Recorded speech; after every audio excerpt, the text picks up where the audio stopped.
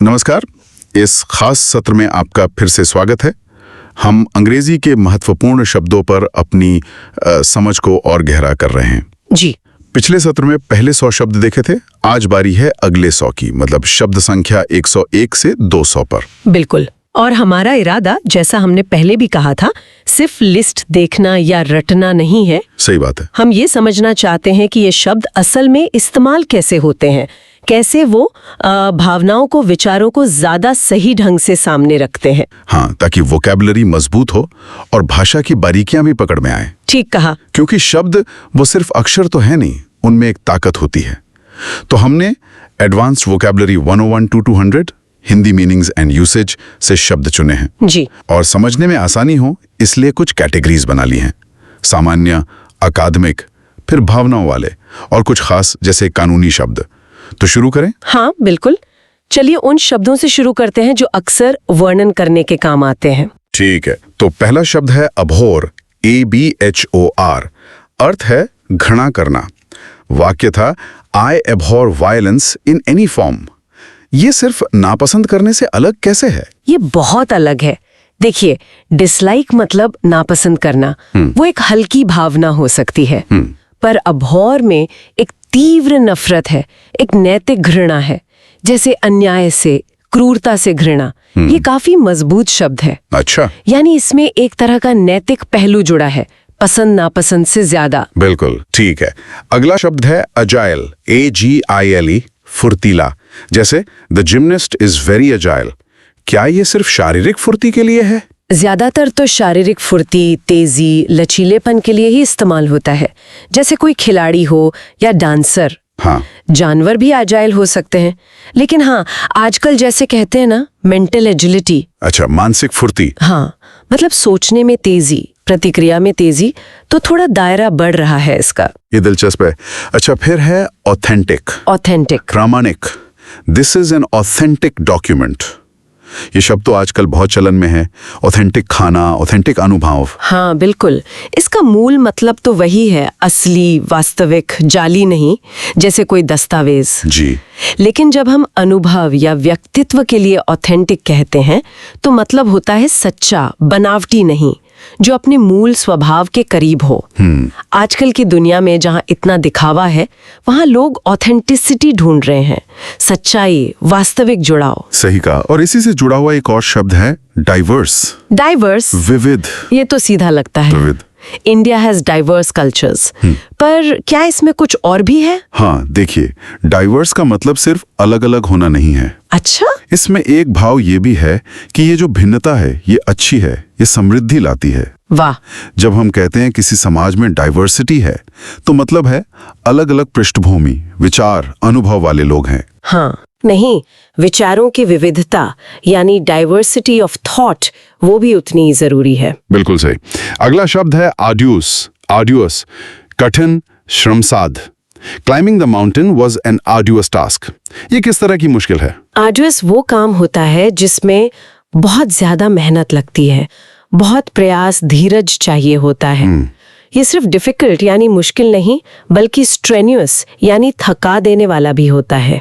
इसमें अक्सर शारीरिक या मानसिक सहन शक्ति की परीक्षा होती है। जैसे कोई बहुत लंबी रिसर्च करनी हो या किसी आपदा के बाद फिर से सब बनाना हो, वो काम आर्ड्यूअस हो सकता है। ठीक है। एक और शब्द देख लेते हैं इस श्रेणी में, बेनेवलेंट, दयालु या परोपकारी। He was known as a benevolent ruler. ये काइंड यानी दयालु से कैसे अलग है? देखिए, काइंड तो एक सामान्य शब्द है, कोई भी दयालु हो सकता है, पर बेनेवलेंट में एक सक्रिय परोपकार का भाव है। सक्रिय परोपकार। हाँ, मतलब दूसरों की भलाई करने की इच्छा भी और उसके लिए कोशिश भी करना। ये अक्सर उनके लिए इस्तेमाल होता है जिनके पास शक्ति या साधन होते हैं, जैसे कोई राजा, कोई संस्था या कोई अमीर व्यक्ति, और वो उसका इस्तेमाल दूसरों की मदद के लिए करते हैं।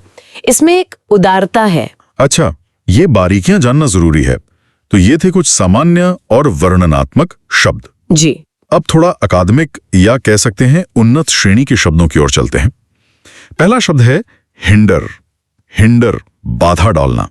जैसे the storm will hinder our progress. हाँ, और यहाँ ये ध्यान देना चाहिए कि हिंडर का मतलब अक्सर होता है किसी चीज को धीमा कर देना या उसमें रुकावट डालना। अच्छा, रोकना नहीं। जरूरी नहीं कि पूरी तरह रोक ही दे। जैसे खराब मौसम आपकी यात्रा को हिंडर कर सकता है, मतलब मुश्किल बना सकता है, धीमा कर सकता है, पर शायद रोके नहीं। ये प्रिवेंट या स्टॉप से थोड़ा अलग है। ये अंतर महत्वपूर्ण है। अगला शब्द है इंक्विजिटिव। इंक्विजिटिव, जिज्ञासु। The child is very inquisitive. जिज्ञासा ये क्यों इतनी जरूरी मानी जाती है? अरे, जिज्ञासा तो सीखने का मूल है, मतलब जानने की इच्छा। हाँ, जो इंक्विजिटिव होता है वो सवाल पूछता है, नई चीजें जानना चाहता है, गहराई में जाना चाहता है। बच्चों में तो ये स्वाभाविक होता है, सही बात है। पर बड़ों के लिए भी ये ज्ञान पाने, प्रॉब्लम सॉल्व करने, कुछ नया करने, मतलब इनोवेशन के लिए बहुत जरूरी है। बिना जिज्ञासा के सीखना तो मुश्किल है। बिल्कुल। और सीखने या काम करने के तरीके से जुड़ा शब्द है मेटिकुलस। बहुत सावधान, बारीकियों पर ध्यान देने वाला। He is meticulous about his work. क्या ये हमेशा अच्छा ही होता है? ज्यादातर तो अच्छा ही माना जाता है, खासकर ऐसे कामों में जहां सटीकता, मतलब प्रिसिशन, बहुत जरूरी है। जैसे सर्जरी में, इंजीनियरिंग में या अकाउंटिंग में। हाँ हाँ। लेकिन कभी कभी जरूरत से ज्यादा मेटिकुलस होना वो परफेक्शनिज्म बन जाता है। अच्छा। फिर काम में बहुत ज्यादा वक्त लग सकता है या छोटी छोटी बातों में ही उलझे रह गए और मेन चीज रह गई। तो एक संतुलन जरूरी है। ये अच्छा पॉइंट है। अगला शब्द है इंडिस्पेंसिबल। इंडिस्पेंसिबल, अनिवार्य, जिसके बिना काम ना चले। Honesty is indispensable for good character. क्या ये सिर्फ नैतिक गुणों के लिए ही है? नहीं, बिल्कुल नहीं। ये किसी भी चीज के लिए इस्तेमाल हो सकता है जो किसी काम या लक्ष्य के लिए बेहद जरूरी हो, परम आवश्यक। अच्छा। जैसे oxygen is indispensable for life, है ना? या एक अच्छी टीम प्रोजेक्ट की सफलता के लिए इंडिस्पेंसिबल है, मतलब उसके बिना काम होना लगभग नामुमकिन है। समझ गया। और जो चीजें कभी इंडिस्पेंसिबल थी वो वक्त के साथ ऑब्सोलीट हो जाती हैं, पुरानी, अप्रचलित। Typewriters are now obsolete. आज के टाइम पे ये शब्द कितना रिलेवेंट है? अरे, बहुत ज्यादा। तकनीक जिस रफ्तार से बदल रही है ना, हाँ ये तो है। चीजें बहुत जल्दी ऑब्सोलीट हो रही हैं। कल की नई टेक्नोलॉजी आज पुरानी। और ये सिर्फ गैजेट्स की बात नहीं है। अच्छा। स्किल्स, बिजनेस मॉडल्स, यहाँ तक के कुछ विचार भी वक्त के साथ ऑब्सोलीट हो सकते हैं।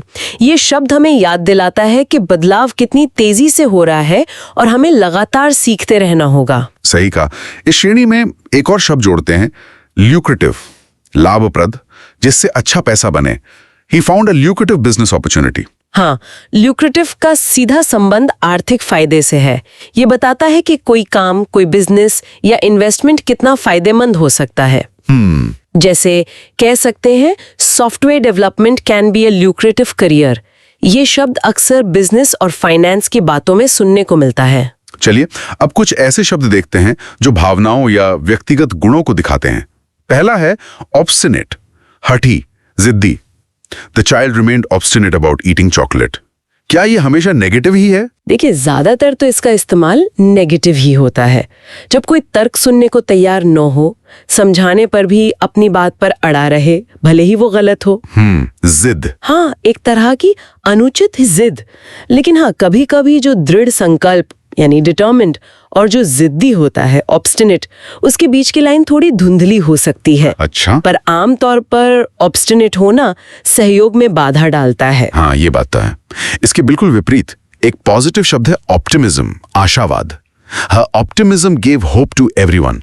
इसका क्या असर होता है? ऑप्टिमिज्म मतलब भविष्य को लेकर एक सकारात्मक नजरिया रखना, ये मानना कि चीजें बेहतर होंगी। जी। ये न सिर्फ इंसान को मुश्किल वक्त में हिम्मत देता है, बल्कि आसपास के लोगों को भी प्रेरित कर सकता है। रिसर्च भी बताती है कि आशावाद अक्सर अच्छी सेहत, ज्यादा कामयाबी और चुनौतियों से बेहतर ढंग से निपटने से जुड़ा होता है। लेकिन हाँ, एक बात है, जरूरत से ज्यादा या बिना आधार का आशावाद, जिसे ब्लाइंड ऑप्टिमिज्म कहते हैं, वो कभी कभी खतरनाक भी हो सकता है। यानी यहाँ भी संतुलन चाहिए। ठीक है। अगला शब्द है पेरिलस। पेरिलस, खतरनाक, जोखिम भरा। They went on a perilous journey through the jungle. ये सामान्य डेंजरस से कैसे अलग है? डेंजरस तो सामान्य शब्द है, पेरिलस में खतरे का लेवल बहुत ज्यादा होता है। बहुत ज्यादा। हाँ, मतलब जान जाने का या गंभीर नुकसान होने का खतरा, ये अक्सर ऐसी स्थितियों के लिए इस्तेमाल होता है जहां खतरा अनिश्चित हो, अप्रत्याशित हो, जैसे तूफानी समंदर में सफर या किसी युद्ध वाले इलाके से गुजरना। इसमें एक गंभीरता है। और ऐसी पेरिलस स्थितियों में प्रूडेंट होना जरूरी है, समझदार, विवेकशील। It is prudent to save money for emergencies. ये कैसे समझदारी है? प्रूडेंट होने का मतलब है भविष्य का सोचकर सावधानी से फैसला लेना। इसमें व्यावहारिक ज्ञान और दूरदर्शिता दोनों होते हैं। ये सिर्फ पैसे बचाने तक ही नहीं है, सेहत, करियर, रिश्ते, इन सब मामलों में भी सोच समझकर, जोखिम का अंदाजा लगाकर कदम उठाना प्रूडेंट कहलाता है। ये जल्दबाजी या आवेग में फैसले लेने के उलट है। एक और मजबूत शब्द है रिलेंटलेस। रिलेंटलेस, कठोर, लगातार, बिना रुके। ही faced relentless criticism from the media. आपने कहा था ये पॉजिटिव और नेगेटिव दोनों हो सकता है, कैसे? हाँ, ये पूरी तरह संदर्भ पर निर्भर करता है। अगर हम कहें रिलेंटलेस एफर्ट या रिलेंटलेस परस्यूट ऑफ अ गोल, तो ये पॉजिटिव है। मतलब बिना थके कोशिश करना? बिल्कुल, दृढ़ता से लगे रहना। लेकिन अगर कहें रिलेंटलेस प्रेशर, रिलेंटलेस क्रिटिसिज्म या रिलेंटलेस हीट, लगातार गर्मी, तो ये नेगेटिव है। अच्छा, मतलब कोई चीज बिना नरमी या राहत के लगातार जारी रहे और तकलीफ दे। इसी से मिलता जुलता पर हमेशा नेगेटिव शब्द है रूथलेस। रूथलेस, निर्दयी। हाँ, रूथलेस, जिसमें दूसरों की तकलीफ की कोई परवाह ना हो, जैसे द डिक्टेटर वॉज रूथलेस। श्रेणी में एक और गुण रिजिलियंट, लचीला, विपरीत परिस्थितियों से उबरने में सक्षम। Children are often very resilient. ये शब्द आजकल बहुत सुनने में आता है। हाँ, बिल्कुल। रेजिलियंस का मतलब ही है मुश्किलों से, झटकों से, तनाव से जल्दी वापस सामान्य होने की क्षमता। और ये सिर्फ व्यक्तियों के लिए नहीं है, समुदाय, संगठन, यहां तक कि इकोसिस्टम भी रेजिलियंट हो सकते हैं। ये मानना कि मुश्किलें आएंगी, पर उनसे हारने के बजाय उनसे सीखकर और मजबूत होकर उभरना, यही रेजिलियंस है। और ये सीखा जा सकता है। हाँ, इसे एक सीखा जा सकने वाला गुण माना जाता है। ये जानना महत्वपूर्ण है। अच्छा, अब हम अपनी लिस्ट के आखिरी हिस्से की तरफ बढ़ते हैं। इसमें कुछ और उन्नत या कानूनी किस्म के शब्द हैं, और पहला शब्द ही बड़ा मजेदार है, सैंक्शन। हाँ, इसके दो बिल्कुल उल्टे मतलब हैं, अनुमति देना भी और प्रतिबंध लगाना भी। जैसे the government gave sanction for the project, यहां मतलब अनुमति। जी। और the UN imposed sanctions on the country, वहां मतलब प्रतिबंध। ये कैसे हो सकता है? हाँ, ये भाषा की एक बड़ी अनोखी बात है। इसे कॉन्ट्रोनिम कहते हैं, एक शब्द जिसके दो विपरीत अर्थ हों। अच्छा, सैंक्शन के मामले में इसका जो मूल लैटिन अर्थ था वो था पवित्र बनाना या आधिकारिक रूप से पुष्टि करना। इसी से अनुमति, अप्रूवल वाला मतलब निकला। दूसरी तरफ जब कोई नियम या कानून टूटता है तो उसे सही करने के लिए जो सजा, पेनल्टी दी जाती है, वो भी एक तरह की आधिकारिक पुष्टि ही है कि नियम तोड़ा गया है। ओह, तो इसी से प्रतिबंध वाला मतलब निकला। इसलिए वाक्य का पूरा संदर्भ देखना पड़ता है ये समझने के लिए कि मतलब अनुमति है या सजा, प्रतिबंध। कमाल है, ये तो पता ही नहीं था। अच्छा, अगला शब्द है स्क्रूटिनाइज। स्क्रूटिनाइज, बारीकी से जांचना। The documents were scrutinised carefully. ये कहाँ का यूज होता है? स्क्रूटिनाइज का मतलब है किसी चीज को बहुत ध्यान से, आलोचनात्मक नजर से जांचना, ताकि कोई गलती, कमी या कोई छिपी हुई बात पकड़ी जा सके।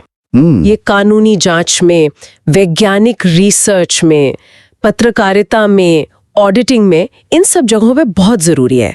ये ऊपर ऊपर से देखने से कहीं ज्यादा गहरी जांच होती है। ठीक है, अगला शब्द राजनीति और कानून से जुड़ा है।